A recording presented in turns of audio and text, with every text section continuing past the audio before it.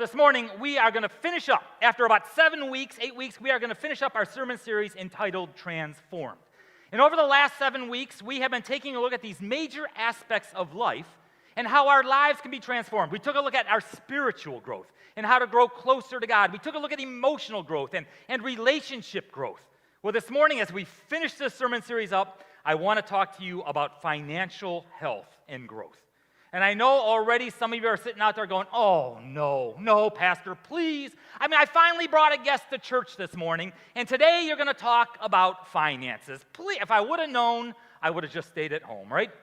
All right, but this morning I want to talk to you about transformed and financial growth. Because if you think about it, finances dominate our lives. Every time you turn on the television, or there's conversations going on between coworkers, we talk about the nation's economy, we talk about the stock market, and our personal finance always seems to be in the forefront of our minds, right? We talk about debt ceiling, and we talk about our own financial health. When you look at Scripture, Jesus talked an awful lot about money. And I think he talked about money because, you know what? You and I need wisdom when it comes to our personal finances. Because finances, money, it influences every aspect of our lives. We think about it. We work for it. We invest in it. We think about the future. And I've heard it said, if you don't manage your money will manage you. And so I want to take a different perspective, a different tact at this morning. And I want to share with you a parable from Luke chapter 16, beginning at verse 1.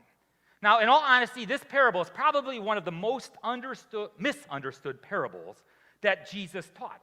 And so in Luke 16, beginning at verse 1, Jesus told his disciples, there was a rich man whose manager was accused of wasting his possessions.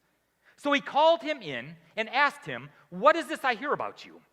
Give an account of your management, because you cannot be manager any longer. The manager said to himself, what shall I do now? My master is taking away my job. I am not strong enough to dig, and I am too ashamed to beg. I know what I'll do. When I lose my job here, people will welcome me into their houses. So he called in each one of his master's debtors, and he asked the first, how much do you owe my master?